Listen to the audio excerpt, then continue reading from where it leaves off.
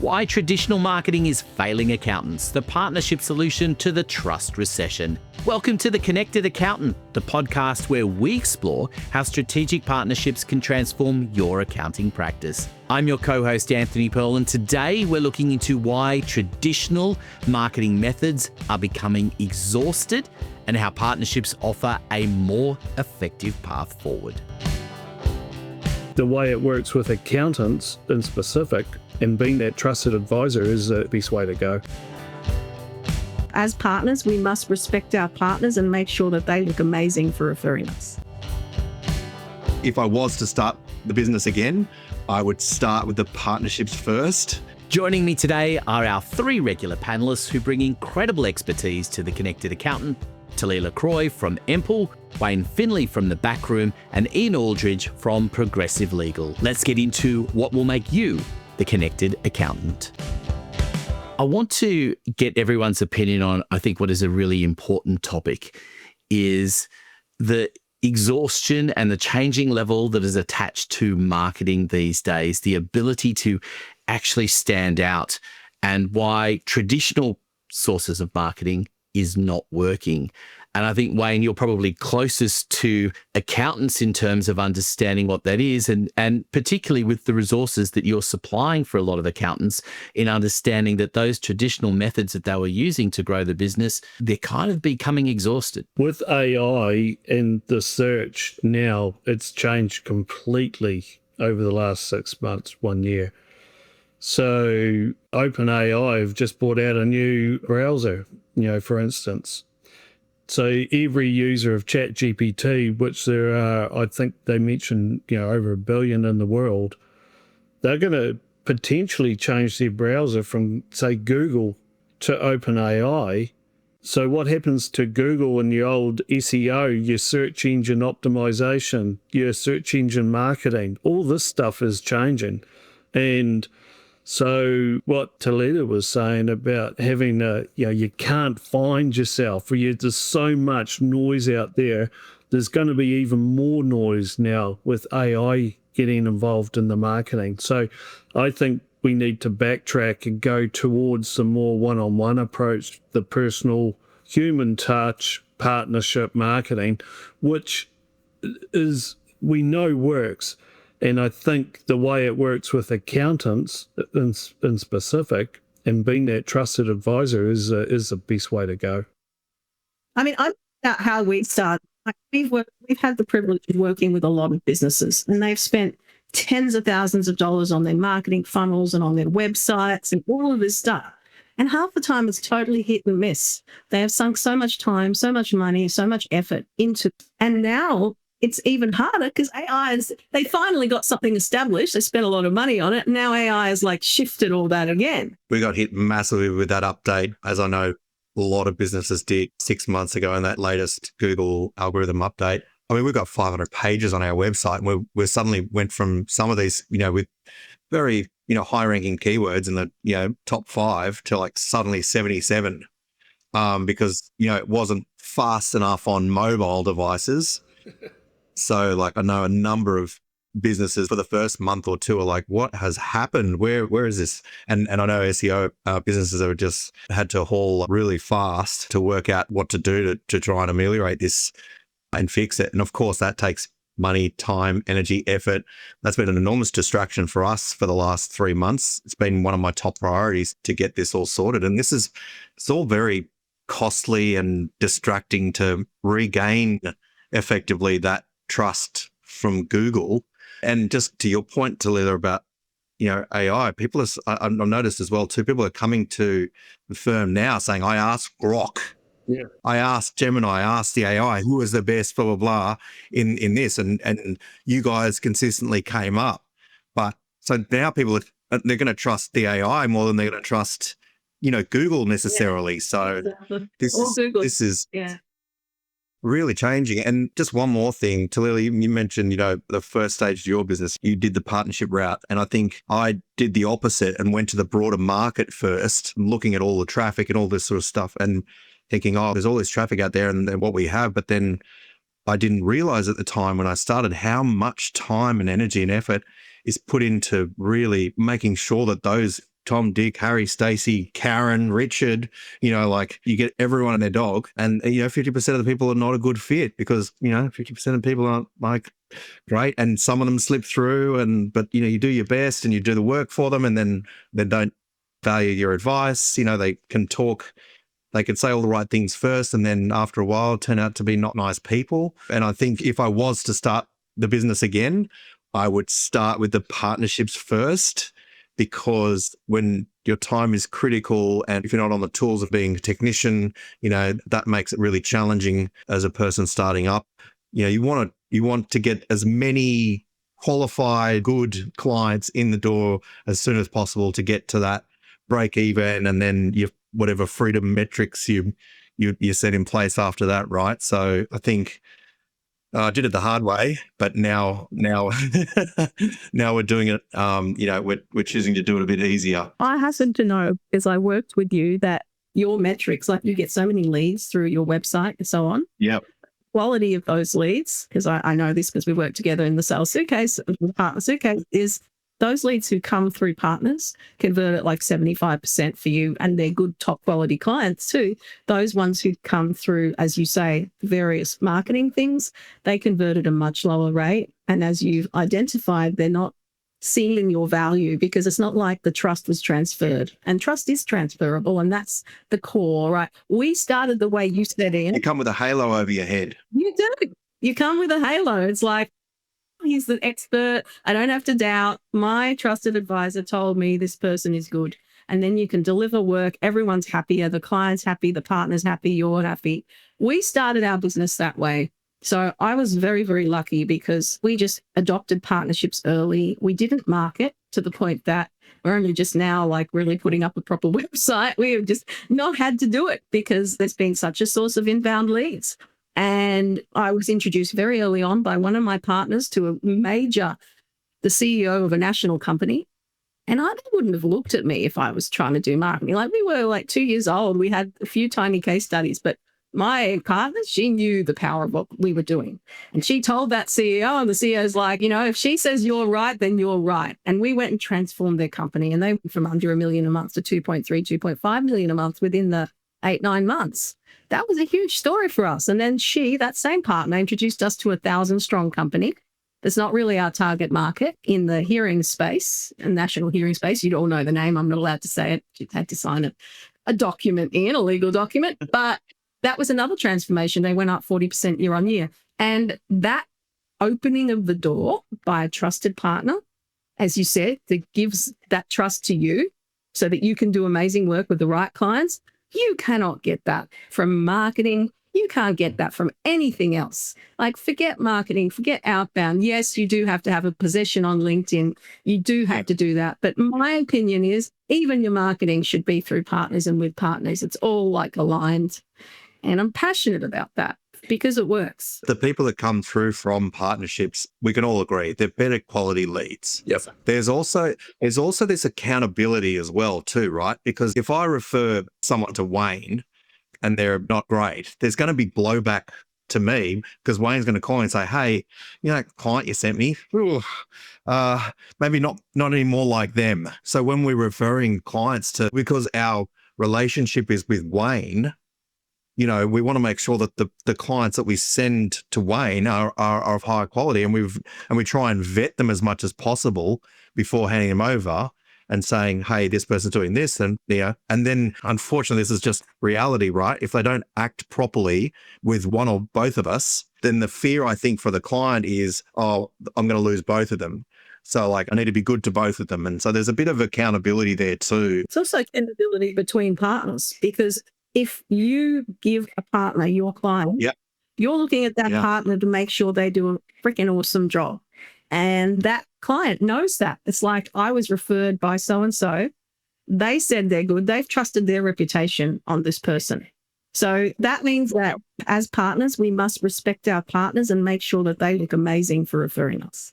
And part of what we've all built together that are here in Sales Suitcase is that system. And I know, Wayne, you're super big on this. Because that relationship is worth more than the individual client that you send. Exactly.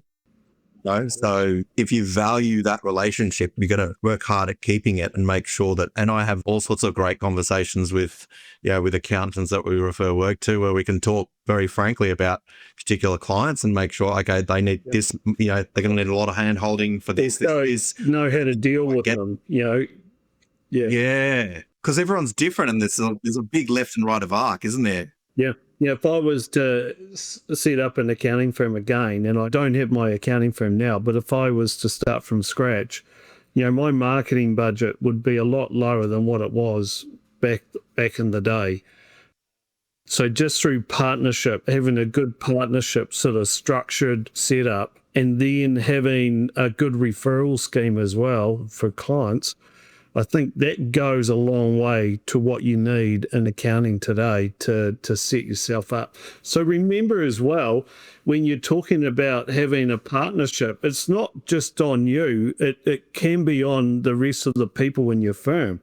So it is, in a way, a bit like a pyramid scheme. If you've got 5 partners, you can have 5 different partnership structures set up. Then under that, you've got all your senior managers and accountants. So if you look at the power of partnerships multiplied by the number of people in your firm, then that should give you more than enough good quality leads and referrals to come through into your firm.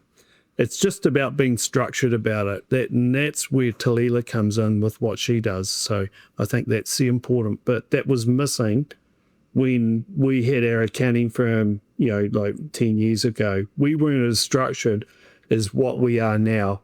And I think that's the key. I think that what Wayne touched on was there's so many things here that both Wayne and Ian said. You get lots of referrals. You get them when they're warm, like at the point of buying. You get them with trust. They believe in you. So the conversion is higher. The client value is higher. The experience is better. Everyone enjoys it, including the client, because they're being looked after by 2 professionals working hand in hand to make sure nothing's going wrong. But then there's all those other doors that get open. You do marketing partnerships together, podcasts, masterclasses, you call each other out, you showcase one another's talents. Often also there are other opportunities that come from that. An example of that would be Anthony, you and I, we've created a joint venture partnership for partners to podcasts. Absolutely. And that's a whole nother little area in your business, which is a fantastic, it showcases your ability to manage panelists and bring back together all these threads of communication. So layer upon layer, you can have new income streams, you can differentiate. Just about every problem in your business, partnerships can fix. And for no one more than accountants in this time of unsteadiness, where they want to get rid of or stop being the compliance people and become the trusted advisor, proactive people to make more revenue, this couldn't be more timely, more focused, and it solves the marketing challenges of today. Yeah. I think it's an important point that you make there, Talila, in terms of marketing. And I think picking up on something you said earlier, Wayne, and I wanted to drive this back to you, is you talked about where they spend the marketing budget.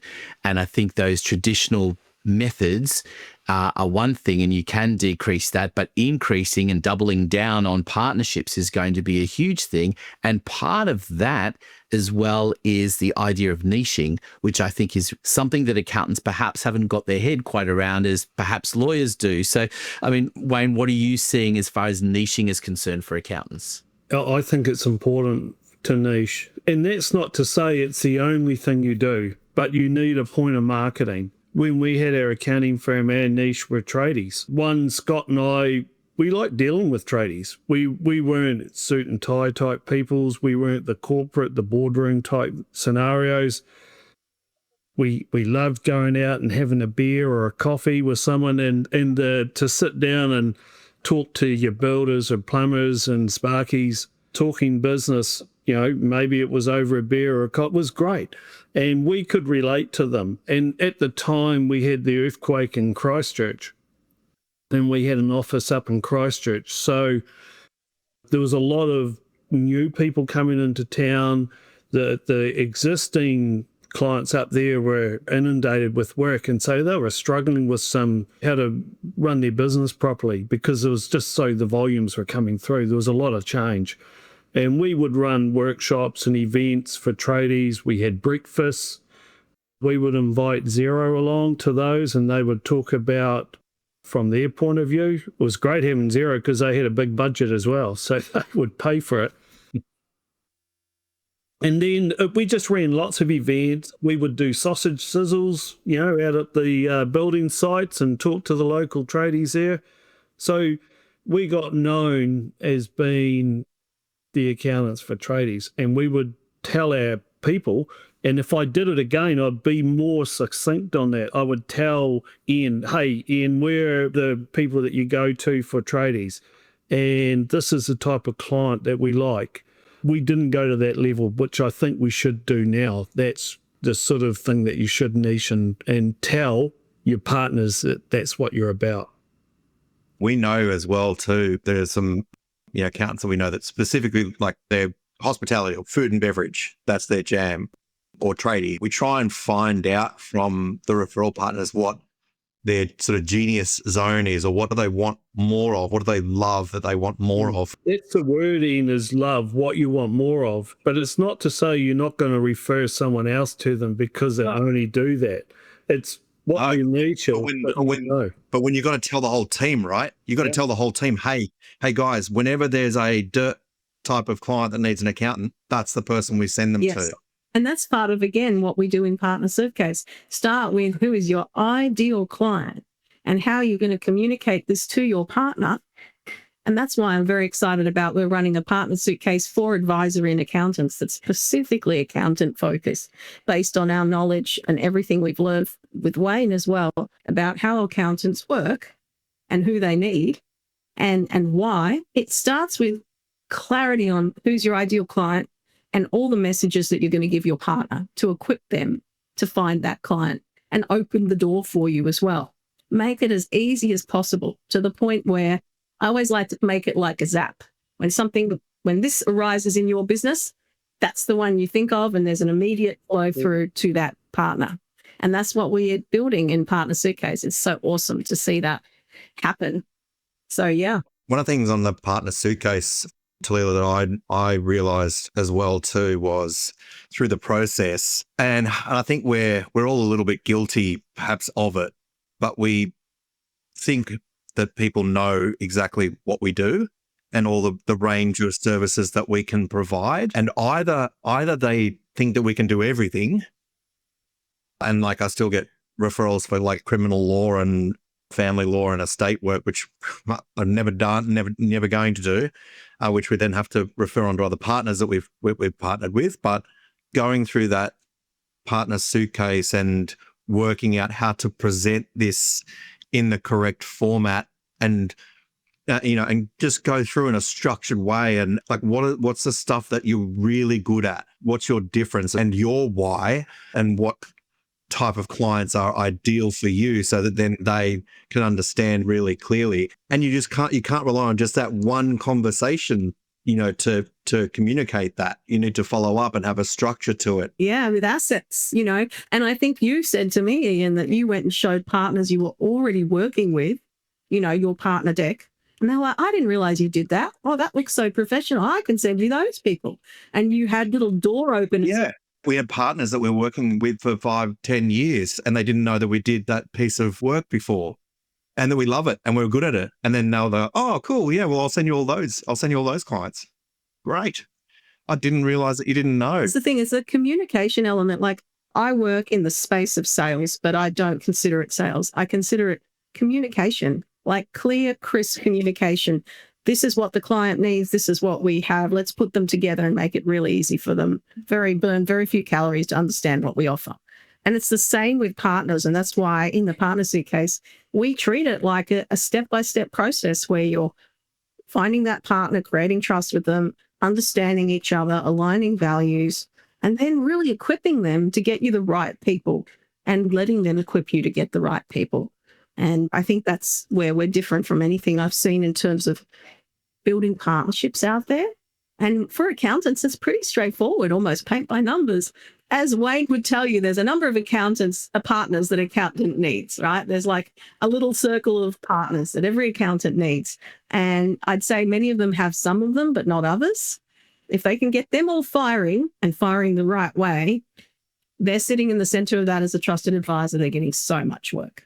And your marketing budget as a result of that is a lot smaller than, say, you went to an agency, you know, God knows what they're going to tell you to do, but you're just going to see dollar signs but are you going to get bang for your buck? Whereas I think if you invested in partnership marketing, which from an accounting perspective, and if you're in a small rural town or if you're even in the big cities, everybody has a network that you relate to or your little community that's within the city. So I think your budget spend is way less. And 2, it's a lot more enjoyable. And I think 3, everybody's getting sick of Zoom and all these meetings online. Yes. Let's get back to face. Yeah, connect.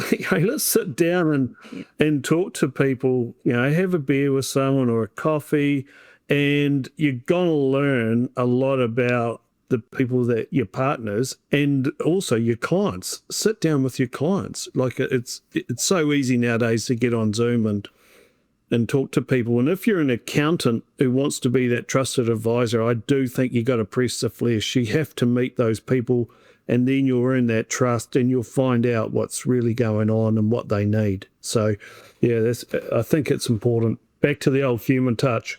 Couldn't agree more. Yeah. Yeah, in this digital age as well too, and especially I think COVID really brought that out too. And we are social animals, really. We like to, and certainly there are people who are more extroverts and more introverts. Some really big introverts love COVID. But I think generally, like we do crave that human interaction. We do. Of course, as Talila does too, service clients all around Australia and New Zealand. And whenever I see a client come through that's from Sydney, I'm like, oh, where are they based? Oh, cool. Let's organise a face-to-face, a coffee. Like it's like and I've convinced myself that this is enjoyable, this is important. And I take the opportunity to try and meet as many clients as I can face to face if they are, based locally. But one of the things I thought too, because just going back to that point about that trusted advisor, I think there's now a lot of news that I've seen in business and in legal and accounting space that our roles are going to fundamentally, and any professional advisor really, our roles are going to change significantly in the next 5 to 10 years. And that's going to change in terms of the knowledge that clients have when they come to us, because they're going to be armed with more information, whether it's right or wrong, they're going to be armed with it. And they're going to want more advice from us as effectively business advisors in a way, and guiding them strategically with their business, not just in the technical aspects of what we do. Of course, we're going to be able to talk about those technical aspects when we're advising them, but I think clients are really going to want a lot more of the guidance and direction, and also telling them where to go for what type of advisor as well too, for that human element. I think that's going to be part of the change, because the level of output of legal and financial accounting services is going to lift, significantly, perhaps more so with legal than anything else. But that's because I know what the quality of legal work generally is out there. And I know that it's going to just lift with AI massively. So when the quality of the output's going to increase, then they're going to need discrete pieces of advice about particular clauses in contracts alone, not entirety of stuff. And also negotiations and stuff where you need that human to human contact a lot more. I think it's a really exciting time for professional services, accounting, lawyering and advisory work, for us to really, like you said before, stand out from everyone else, where you're their trusted advisor across the business generally, and also have the contacts and the people you can refer to that can get that same or similar advice in that particular space as well too, and are conscious of this now, because it's going to change really fast in 5-10 years, right? Yeah, I think the accounting industry faces a bit of a perfect storm right now, but it's also the biggest opportunity in years. And it's not just accounting, it is professional services, right? We've got all the smart firms are now offshoring, and they're also integrating AI and automation like Wayne's firm, the Backroom, does. They've got 150, clients that are flourishing, but that means clients is being commoditized. And as you say, people are turning to AI to get advice. There are falling margins in that area, and there's an increased client expectation. Clients are expecting more. And that's also the opportunity, because it's now easier to do advisory for accountants, I think. And I think that the firms that win won't be those who market harder. I think they'll be the ones who partner smarter, who are getting the right opportunities put in front of them, who are helping clients make 1 + 1 = 3 by working with the partners around them to help those clients' businesses lift. And that's why we're excited to do the Partner Suitcase for Accounting and Advisory, because it's not just going to help the accountants to build the freedoms and turn them into that trusted advisor, but it's also going to help all the businesses that they touch, because this is an opportunity to reframe themselves and help all their clients. I just want to wrap this discussion up and with you, Wayne, because it come back to something that you said in the beginning and all of you have touched on is around the idea of niching. And I think the point that's being made here is very much that with people getting armed with more and more information from AI and other sources, you have to become an expert in a particular area and then have other experts that you can refer to along the way. And that's the change that's happening and needs to happen in accounting firms, isn't it, Wayne? Yeah, I think so. Like, our niche, like we mentioned, was tradies, and in my current business is accountants. And it all revolves around partnerships is how we market today. So I think when you look at your accounting firm, think about where you can niche, where there's a need, and there's business advisory should revolve around that as well. It's a lot easier, as Talila said, to do business advisory than what it used to be in the old days. If you can imagine trying to do a business plan back in 2000s, that was a huge job. It would take, hours of work. Today, with where AI is your tool, it's a lot easier. And so I think you can niche and you can make sure that you tell your partners about that. And Ian did that. You got to tell what's your ICP, what's your ideal client, and then that's part of having this in your centricity.